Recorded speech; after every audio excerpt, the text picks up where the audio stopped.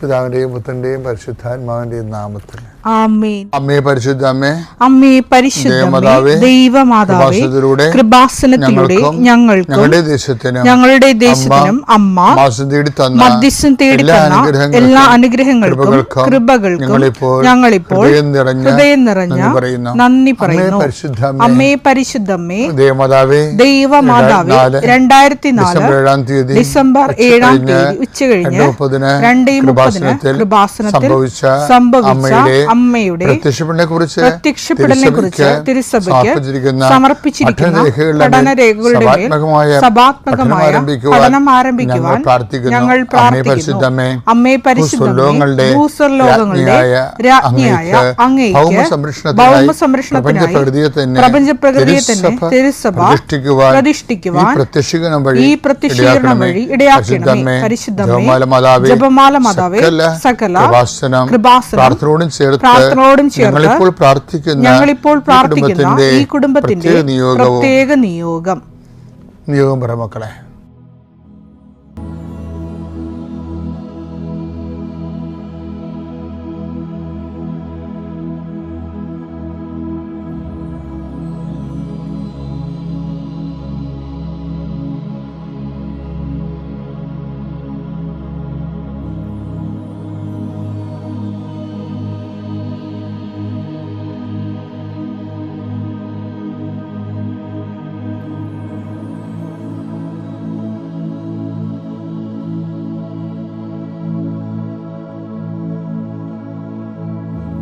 അമ്മയുടെ പ്രത്യക്ഷീകരണത്തിന്റെ ഈ അനുഗ്രഹവേളയിൽ ഞങ്ങൾക്ക് സാധിച്ചു തരുവാൻ കനിയണമേ. ആമേൻ. കർത്താവേ, നിന്റെ ഉന്നതമായ നാമത്തിന് സ്തോത്രം ചെയ്യുന്നു. കർത്താവേ, നിന്റെ വിശുദ്ധ പൗരോഹിത്യത്തെ മഹത്വപ്പെടുത്തണമേ. കർത്താവേ, സഭയിലുള്ള സാന്നിധ്യം പ്രകടമാക്കണമേ. 40 വർഷം അർപ്പിച്ച കുർബാനയുടെ യോഗ്യതയായി കൃപാസനത്താറെ ജീവനോടെ പ്രത്യക്ഷപ്പെട്ട പരിശുദ്ധ അമ്മയുടെ പ്രത്യക്ഷീകരണ സ്ഥിരീകരണത്തിനായി ഇന്ന് കൃപാസനത്താറെ നടക്കുന്ന 10,000 മനുഷ്യരുടെ പ്രാർത്ഥനയോട് കൂടെ ദൈവവേദലെ ഞാൻ നിന്നെ ഈശോനാമത്തിൽ ആസ്വദിക്കുന്നു. കർത്താവേ, ജോലിയില്ലാത്തവര്, വീടില്ലാത്തവര്, ജീവിതത്തിൽ കലഹങ്ങളും ഭിന്നതകൊണ്ട് പിരിഞ്ഞു താമസിക്കുന്ന ജീവിത പങ്കാളികളെ, കുഞ്ഞുങ്ങളുടെ തെറ്റായ അവസ്ഥകൾ കണ്ട് വിഷമിക്കുന്ന മാതാപിതാക്കന്മാരെ, ശാരീരികമായ രോഗങ്ങളെ അവസരപ്പെടുന്നതും രോഗം ആകുന്നതിന് സമയമെടുക്കുന്നില്ലെന്ന് ഓർത്ത് ഉത്കണ്ഠപ്പെടുന്നവരെയും സമർപ്പിച്ച് പ്രാർത്ഥിക്കുന്നു. ഇന്ന് യാത്ര ചെയ്യുന്നവരെ, ഇന്നത്തെ യാത്രയ്ക്ക് വേണ്ടി വിധവിധമായ ഒരുക്കിയിരിക്കുന്ന ലക്ഷ്യങ്ങൾ, കണ്ടുമുട്ടുന്ന വ്യക്തികൾ, സംസാരിക്കുന്ന സംഭാഷണങ്ങൾ, എഴുതുന്ന രേഖകൾ, ഒപ്പിടുന്ന ഡോക്യുമെൻറ്റുകൾ,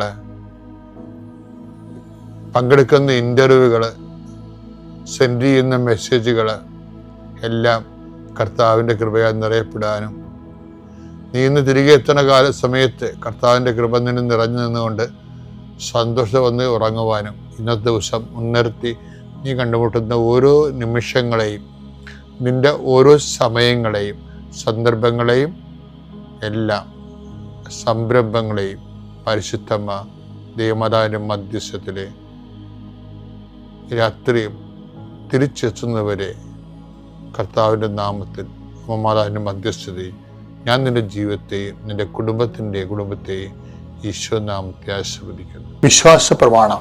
സർവശക്തനായ പിതാവും ആകാശത്തിന്റെയും ഭൂമിയുടെയും സൃഷ്ടാവുമായ ദൈവത്തിൽ ഞാൻ വിശ്വസിക്കുന്നു. അവിടുത്തെ ഏകപുത്രനും ഞങ്ങളുടെ കർത്താവുമായ ഈശോ മിശിഹായിലും ഞാൻ വിശ്വസിക്കുന്നു.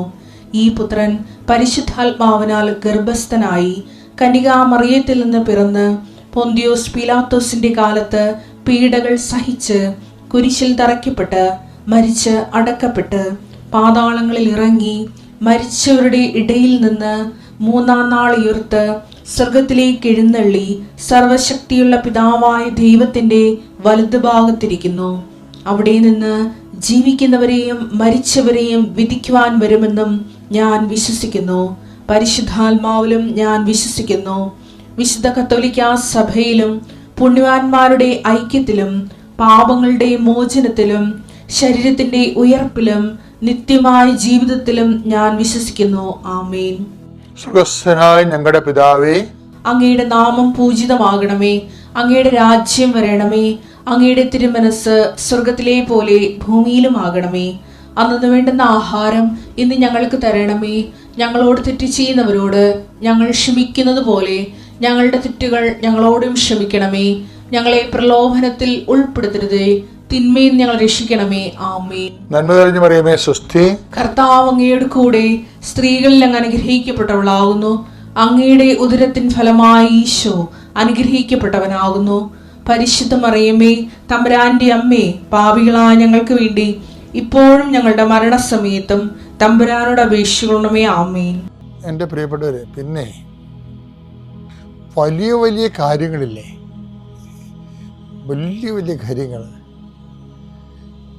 അത് നമ്മൾ ചെയ്യേണ്ടി വരുമ്പോൾ നമ്മൾ ഓർക്കേണ്ട ഒരു കാര്യമുണ്ട്. അത് നമ്മൾ ചെയ്യാനുള്ളതല്ലെന്ന് വിശദീകരിച്ച് തരാം. അതായത് വലിയ വലിയ കാര്യങ്ങൾ നമ്മൾ ചെയ്യേണ്ടി വരുമ്പോൾ നമ്മൾ ഓർക്കണം അത് നമ്മൾ ചെയ്യാനുള്ളതാണ് അല്ലെന്ന്. അത് നിങ്ങൾ ഇച്ചിരി നാട്ടുഭാഷയില്ലേ, അത് നിങ്ങളെ കൂട്ടിയാൽ കൂടത്തില്ലെന്ന് പറയും. അതുപോലെയുള്ള വിഷയങ്ങളാണ് ചില വിഷയങ്ങൾ. അപ്പം അത് അമ്മ അതേപോലെ അമ്മ കുറേ അധികം ധ്യാനിച്ച് അമ്മയ്ക്ക് കിട്ടിയൊരു കൺക്ലൂഷനാണത്. എന്താണ്? വലിയ കാര്യങ്ങളാണെങ്കിൽ അത് ശക്തനായവൻ ചെയ്യേണ്ടതാണെന്ന്. അതാണ് അമ്മ പറയണത്. ശക്തനായവൻ എനിക്ക് വലിയ, അപ്പം നീ ഇപ്പം അനുഭവിക്കുന്ന കാര്യം വലുതാണെങ്കിലേ ഞാനെന്ത് ചെയ്യും. എൻ്റെ അപ്പനൊരു പരിപാടി ഉണ്ടായി. എൻ്റെ അപ്പനെ അത് കോമഡിയോട് പറയുകയല്ല, ഞാൻ കണ്ടതാണ്. ചില ദിവസങ്ങളിലൊക്കെ അപ്പൻ ഈ വിരലുണ്ടല്ല, ഇത് ഇങ്ങനെ ഇട്ടേണ്ടത് ഇങ്ങനെ ഈ മുൻപല്ലേ അടുത്ത പല്ലൊരു ഒരടിച്ചിട്ട് തള്ള വല്ല കൊണ്ട് ഇങ്ങനെ വട്ടം വരക്കും. നിൽക്കണ വട്ടം ചെയ്യുന്നുണ്ട്. എനിക്കന്നൊരു 5 വയസ്സേ ഉള്ളു. അപ്പൻ എന്നിട്ട് പറയും, വേറെ എന്താ ചെയ്യുക, എന്തെങ്കിലും ഒരു അൽക്കുലത്ത് വിഷയം ഉണ്ടായി കഴിയുമ്പോഴാണ് അപ്പൻ ഇങ്ങനെ പറയും എന്താ ചെയ്യുക. ഇപ്പം എനിക്ക് പിന്നീട് വലുതായപ്പോഴും അപ്പൻ്റെ ഈ ഒരു അവസ്ഥ ഞാൻ പലപ്പോഴും കണ്ടിട്ടുണ്ട്.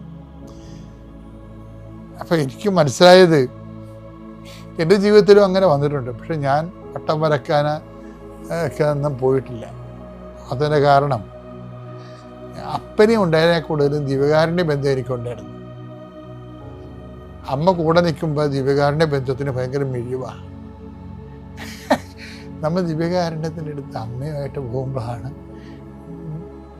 ദിവ്യകാരുണ്യം ഒരു തരം കെട്ടിലായ അവസ്ഥ വരും. ദിവ്യകാരുണ്യത്തെ നമുക്ക് അപ്രോച്ച് ചെയ്യാൻ പാടല്ലേ. കർത്താവ് എന്തോ ഒരു പെയിനെടുത്ത് ദിവ്യകാരുണ്യത്തിലായിരിക്കുന്നതിന് പിന്നിൽ ഈശോയ്ക്ക് ഭയങ്കര മുതൽമുടക്കായത്തിൽ ലൈഫ് ഈ കുരിശു മരണ പീഡാനുഭവങ്ങളില്ലേ, അതിനുശേഷം ദിവ്യകാരുണ്യം ആകണത് ഈശോ. അപ്പോൾ വല്ലവരുമൊക്കെ വല്ലതും പറഞ്ഞുകൊണ്ട് ചെന്നാതൊന്നും നടക്കത്തില്ല.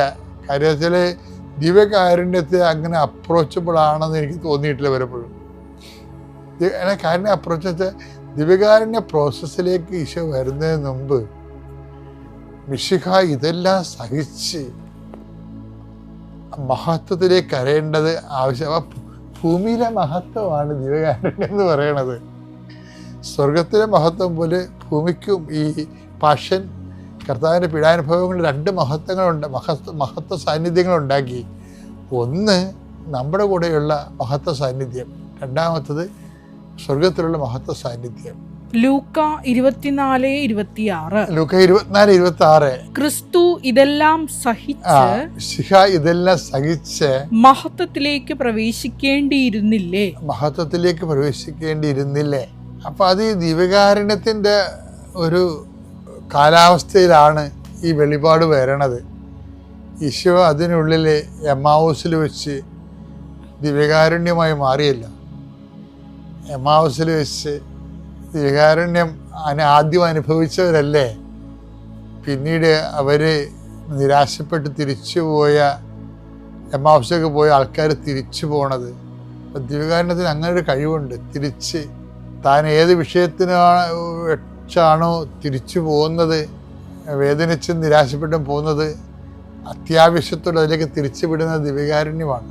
അപ്പം മുറിച്ചപ്പോൾ അവൻ്റെ കണ്ണ് തുറന്നതുപോലെയുള്ള അവസ്ഥ അവിടെ നിന്നാണ് നമ്മൾ ദിവ്യകാരുണ്യം ആരംഭിക്കുന്നത്.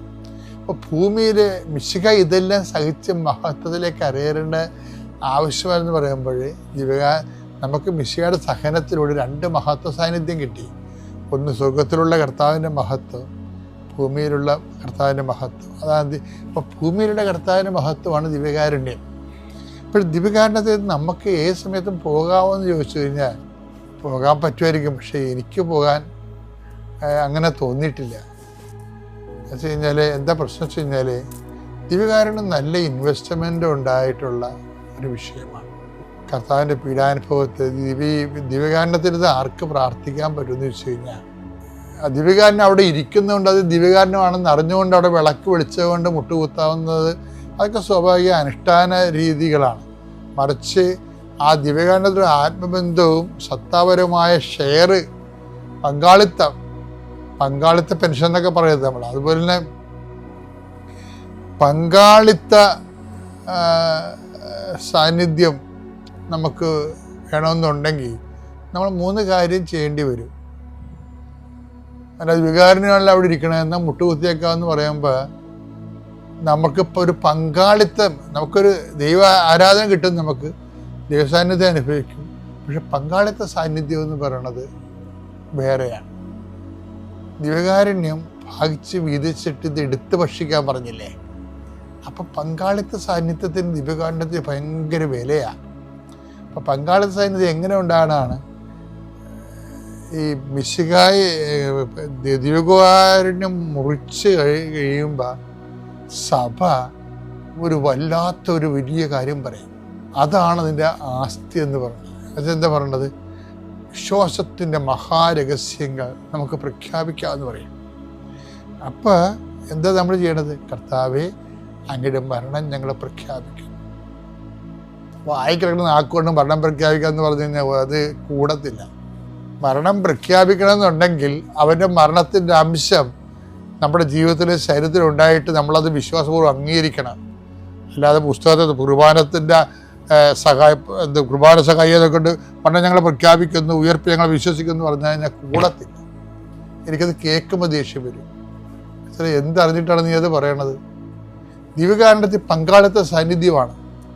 ഇത് വാങ്ങി ഭക്ഷിക്കാൻ പറഞ്ഞു, എടുത്ത് ഭക്ഷിക്കാൻ പറഞ്ഞു. എടുത്ത് ഭക്ഷിക്കാൻ ഈശോ നേരിട്ട് പറഞ്ഞിട്ടില്ല. ഇതില്ലേ, വാങ്ങി ഭക്ഷിക്കുകയാണ് അതിൻ്റെ എമ്മാവൂസിൽ സംഭവിക്കുന്നതും അന്ത്യത്താറ് സംഭവിക്കുന്നതും. പങ്കാളിത്തമാണ്. ആ ഭക്ഷിക്കുന്നവനും ആ മുറിവിൽ പങ്കെടുക്കണം.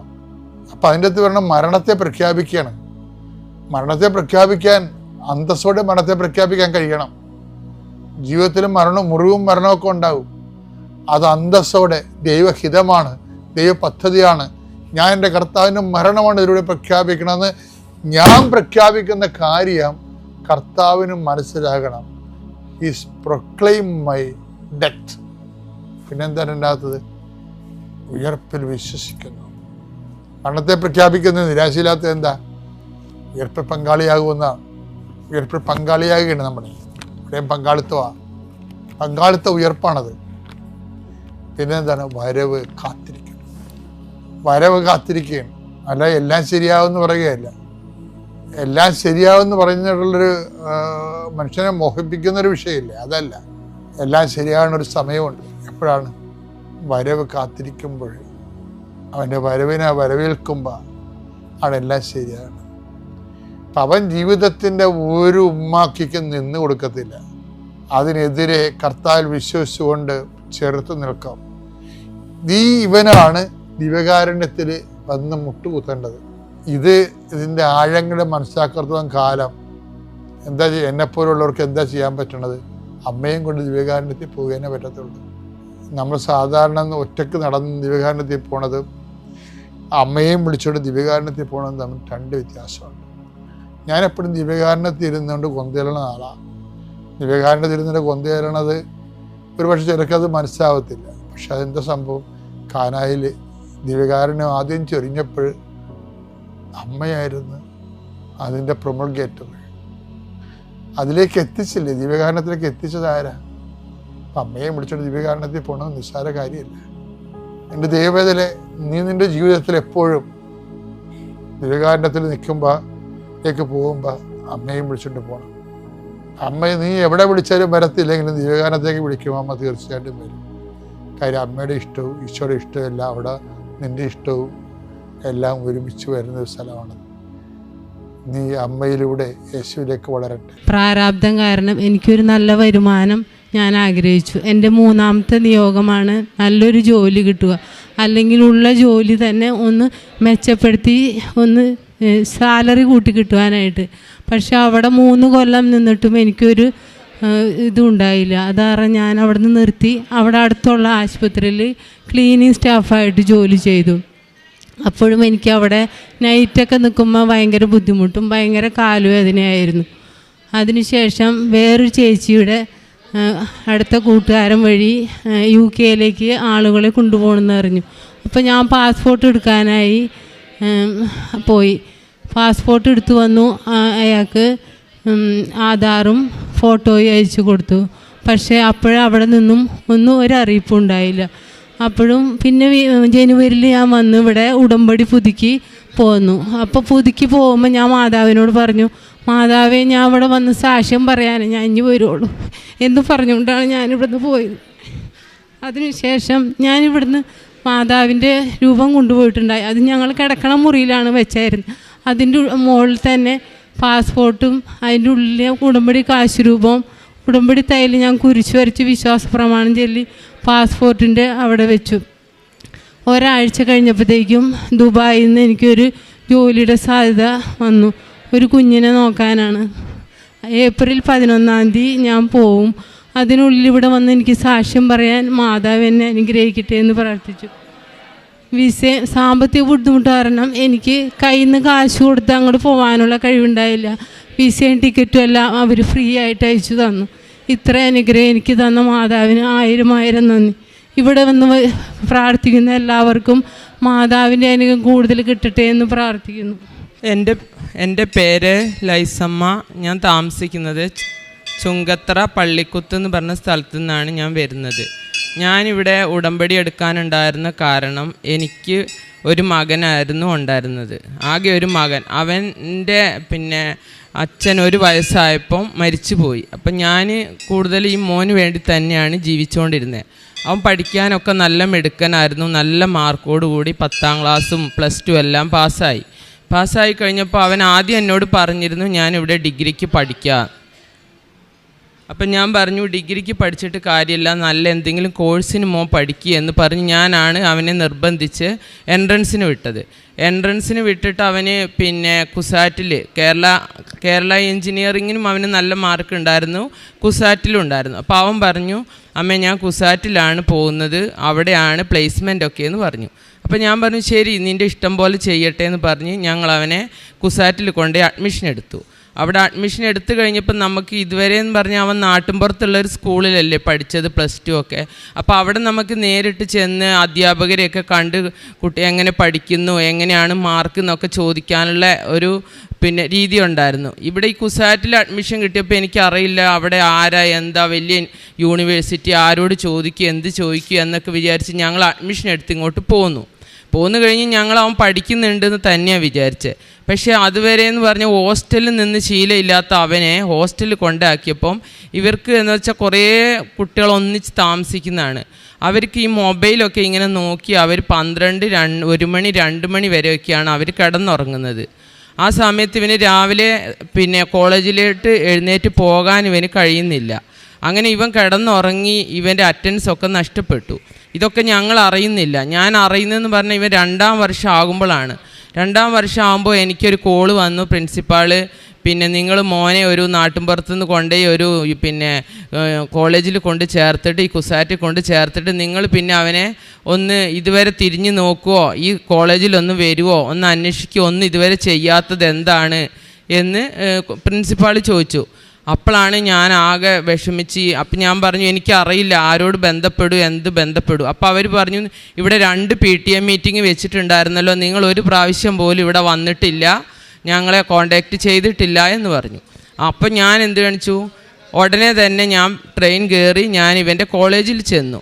കോളേജിൽ ചെന്നപ്പോൾ നിർമ്മൽ സാറെന്ന് പറഞ്ഞൊരു സാറാണ്. സാറ് ഇവൻ്റെ അറ്റൻഡൻസ് ഒക്കെ എടുത്തു കഴിഞ്ഞപ്പോൾ പറഞ്ഞു, 2ാം സെം എഴുതണമെന്നുണ്ടെങ്കിൽ ഇവന് അറ്റൻഡൻസ് ഇല്ല, ഇവനെ ഇയർ ഔട്ട് ആക്കുമെന്ന് പറഞ്ഞു. ഞാനപ്പോൾ എനിക്ക് ഭയങ്കര സങ്കടമായി. ഞാൻ അവിടുന്ന് ഒരുപാട് കരഞ്ഞ് വിഷമിച്ച് ഞാൻ വീട്ടിൽ പോന്നു. പക്ഷേ എങ്ങനെയെങ്കിലും എക്സാം എഴുതിക്കാമെന്നുള്ള ഒരു ഉദ്ദേശത്തിൽ ഞാൻ മെഡിക്കൽ സർട്ടിഫിക്കറ്റൊക്കെ ഉണ്ടാക്കാൻ വേണ്ടി അവന് പൈസയൊക്കെ കൊടുത്തു. എവിടെ മെഡിക്കൽ സർട്ടിഫിക്കറ്റ് ഉണ്ടാക്കിയിട്ടും അവനെ പിന്നെ ആ 2ാമത്തെ സെമ്മിന് അവനെ എഴുതിച്ചില്ല എന്ന് മാത്രമല്ല 6 മാസം അവൻ പുറത്ത് നിന്ന് ഇത് എഴുതിച്ചിട്ട് കോളേജിൽ കയറിയാൽ മതി എന്ന് പറഞ്ഞു. പിന്നെ എന്ത് ചെയ്യും, അവൻ വീട്ടിൽ വന്നു. വീട്ടിൽ ബാഗൊക്കെ തൂക്കി വന്നപ്പോൾ ഞാൻ അവനോട് കർശനമായിട്ട് പറഞ്ഞു, ഇവിടെ നിൽക്കണ്ട, നീ ഇത്രയും നല്ലൊരു കുട്ടിയായി പഠിക്കുന്നത് എനിക്ക് നാണിക്കേടാണ്, അപ്പം നീ എഴുതിയെടുത്ത് കോളേജിൽ കയറിയിട്ട് ഇങ്ങോട്ട് വന്നാൽ മതി. ഞാൻ വളരെ കർശനമായിട്ട് അവനോട് പറഞ്ഞു. അപ്പോൾ അവൻ പറഞ്ഞു, ഞാൻ കയറും, കോളേജ് എഴുതിയെടുക്കും, അമ്മ വിഷമിക്കേണ്ട. അവൻ എന്നോട് പറഞ്ഞു, ഞാൻ ജീവൻ ഉണ്ടെങ്കിൽ ഞാൻ എഴുതിയെടുക്കും. അങ്ങനെ അവൻ എന്നോട് പറഞ്ഞു. എന്നിട്ട് ഞങ്ങൾ ഇവനെ തൃശ്ശൂർ ഒരു പിന്നെ ട്യൂഷൻ സെൻറ്ററിൽ ഇവന് ഭയങ്കര ബുദ്ധിമുട്ടാണ് എന്ന് പറഞ്ഞപ്പോൾ 2ാമത്തെ സെമ്മ് ട്യൂഷന് കൊണ്ടാക്കി. പക്ഷെ അവിടെ ചെന്നപ്പോൾ ഇവൻ അവിടെ ക്ലാസ്സിൽ കയറുന്നില്ല. അവൻ പറഞ്ഞു, രണ്ട് രീതിയിലാണ് ക്ലാസ് എടുക്കുന്നത്, എനിക്ക് പിന്നെ ശരിക്കും അങ്ങ് മനസ്സിലാവുന്നില്ല എന്ന് പറഞ്ഞു. പിന്നെ ഞാൻ ചോദിച്ചു, പിന്നെ നീ എന്ത് ചെയ്യാൻ പോവും? ഇല്ലമ്മേ, ഞാൻ വീട്ടിലോട്ട് വരുന്നില്ല, ഹോസ്റ്റലിൽ തന്നെ നിന്ന് പഠിക്കും എന്ന് പറഞ്ഞു. ഞാൻ പറഞ്ഞു, 2ാമത്തെ സെമ്മ് പിന്നെ അടുത്തത് ഇതെല്ലാം കൂടെ നിന്നെക്കൊണ്ട് കഴിയുമോ? ആ കഴിയുമെന്ന് പറഞ്ഞു. ഞാൻ കഴിയും എന്നുള്ള വിശ്വാസത്തിൽ നിന്നു. പക്ഷേ പിന്നെ കൊറോണയായിട്ട് ക്ലാസ്സിൽ വീട്ടിൽ ഓൺലൈനായി. പിന്നെ കോളേജിൽ ചെന്നപ്പോൾ 3ാം വർഷമായപ്പോഴും ഞാൻ ടീച്ചറെ വിളിച്ചു വെച്ചപ്പോൾ പറഞ്ഞു, ഒരുപാട് പ്രശ്നങ്ങളാണ് ജോജോയ്ക്ക്, അവൻ രാവിലെ ക്ലാസ്സിൽ വരാൻ പറ്റുന്നില്ല, ആകെപ്പാടെ കുറേ പേപ്പറുകൾ എഴുതിയെടുക്കാനുണ്ട് എന്നൊക്കെ പറഞ്ഞു. 3ാം വർഷം ഇതുപോലെ ടീച്ചർ പറഞ്ഞു, പിന്നെ കുറേ പ്രശ്നമാണ്, ഇനി രക്ഷപ്പെടുമെന്ന് അറിയില്ല ജോജോ എന്ന് പറഞ്ഞു. അപ്പോൾ എനിക്ക് ഇനി കൂടുതലൊന്നും ചിന്തിക്കാനില്ല. ഞാൻ കൃപാസനത്തെക്കുറിച്ച് കുറേ മുൻപ് തന്നെ കേട്ടിട്ടുണ്ടായിരുന്നു. അപ്പോൾ എനിക്ക് അത്ര ഒരു വിഷമം ഇല്ലാത്തതുകൊണ്ട് കൃപാസനം ഏതാ എന്നൊക്കെ ആൾക്കാർ പറഞ്ഞപ്പോൾ എനിക്ക് വരാൻ തോന്നിയില്ല. പക്ഷേ ഇവൻ വീണ്ടും പഠിത്തമൊക്കെ ഇവൻ പുറകോട്ട് പോകുകയാണ്, ഇവൻ്റെ ഭാവി അനിശ്ചിതത്തിലാണ്, ഇവനിനി നല്ലൊരു നല്ലൊരു ഭാവി ഉണ്ടാവില്ല എന്ന് എനിക്കൊരു തോന്നലുണ്ടായപ്പോൾ ഞാൻ ഒന്നും ആലോചിച്ചില്ല. നേരെ ഞാൻ കൃപാസനത്തിൽ വന്ന് ഉടമ്പടി എടുത്ത് ഞാൻ പോയി കഴിഞ്ഞിട്ട് പിന്നെ 3-6 മാസം കൂടുമ്പോഴാണല്ലോ എക്സാം വരുന്നത്. പിന്നെ ഞാൻ മാതാവിനോട് മാത്രം പ്രാർത്ഥിച്ചു, ഇനി അവൻ്റെ കാര്യം മാതാവ് നോക്ക് എന്ന് ഞാൻ മാതാവിനോട് പറഞ്ഞു. അങ്ങനെ ആ കാര്യങ്ങൾ അങ്ങനെ നടന്നുകൊണ്ടിരിക്കുമ്പോഴാണ് ഞങ്ങൾക്ക് വീട് ഉണ്ടാക്കിയതിൽ ഞങ്ങൾക്ക് 10 ലക്ഷം രൂപയുടെ കടബാധ്യത ഉണ്ടായിരുന്നു. അത് കഴിഞ്ഞ് ഞാൻ 4ാം വർഷമായി. അത് കഴിഞ്ഞപ്പോൾ ഇവന് പഠിക്കുന്നുണ്ട് എന്നുള്ളൊരു വിശ്വാസത്തിലാണ്. പക്ഷേ ഇപ്പോൾ കഴിഞ്ഞ പ്രാവശ്യം ടീച്ചർ പറഞ്ഞു, അവന് കുറേ പേപ്പറുകളുണ്ടായിരുന്നു എഴുതിയെടുക്കാൻ. അത് പിന്നെ എഴുതിയെടുക്കും എന്നുള്ളൊരു വിശ്വാസമൊന്നും എനിക്ക് മാതാവ് ഇവിടെ വന്നതുകൊണ്ട് എനിക്കുണ്ടായിരുന്നു. പക്ഷേ ഇപ്പോൾ കഴിഞ്ഞ പ്രാവശ്യം ടീച്ചർ പറഞ്ഞു, അവർക്ക് പോലും അത്ഭുതമായിരിക്കുന്നു, ജോജോ ആ പേപ്പറുകൾ മുഴുവൻ എഴുതിയെടുത്തിട്ടുണ്ട്, ഇനി അവന് പിന്നെ ഏപ്രിൽ അവസാനത്തെ സെമ്മിൻ്റെ ഉള്ളൂ, അതെന്തായാലും അവൻ പാസ്സാകും എന്ന് പറഞ്ഞു. എനിക്കത് കേട്ടപ്പോൾ ഭയങ്കര വിഷമം. കാരണം ഞാനതിന് ഒരുപാട് നന്ദി പറയാനുള്ളത് അമ്മ മാതാവിനോടും തിരുക്കുമാരനോടുമാണ്. അല്ലെന്നുണ്ടെങ്കിൽ അവന് എങ്ങനെ തലകുത്തി മറിഞ്ഞാലും ഇത്രയും സെമ്മൊന്നും അവൻ എഴുതിയെടുക്കാൻ കഴിയില്ല. അപ്പോൾ ഇപ്രാവശ്യം ടീച്ചറും വിളിച്ച് പറഞ്ഞു, ഇനി അമ്മ വിഷമിക്കേണ്ട, എല്ലാം അവൻ റെഡിയാക്കിയിട്ടുണ്ട്. അപ്പോൾ അതങ്ങനെ. പിന്നെ 2ാമത്തെ നിയോഗം എന്ന് പറഞ്ഞു കഴിഞ്ഞാൽ എനിക്ക് കുറച്ച് കടബാധ്യത ഉണ്ടായിരുന്നു. അപ്പോൾ ഞങ്ങൾക്ക് മാസം 10,000 രൂപ വെച്ച് ലോൺ അടച്ചുകൊണ്ടിരുന്നതാണ്. അപ്പോൾ ഈ 10 ലക്ഷം ആയിക്കഴിഞ്ഞപ്പോൾ അതിൻ്റെ കുടിശ്ശികയായി. ആദ്യം 2-3 ലക്ഷം അടച്ചത് മൊത്തം ഈ പലിശയിൽ പോയിക്കൊണ്ടിരിക്കുക. പിന്നെ 1.5 വർഷത്തോളമായി അതിൻ്റെ കുടിശ്ശിക ഇങ്ങനെ കിടക്കുക. അപ്പം മാനേജർ പറഞ്ഞു, ബാങ്കിൽ നിന്ന് നോട്ടീസ് വരും, ആകെ പ്രശ്നമാണ്, അവസാനം ജപ്തി വരെ ആവുന്ന അവസ്ഥയിലേക്ക് വരുമെന്ന് പറഞ്ഞു.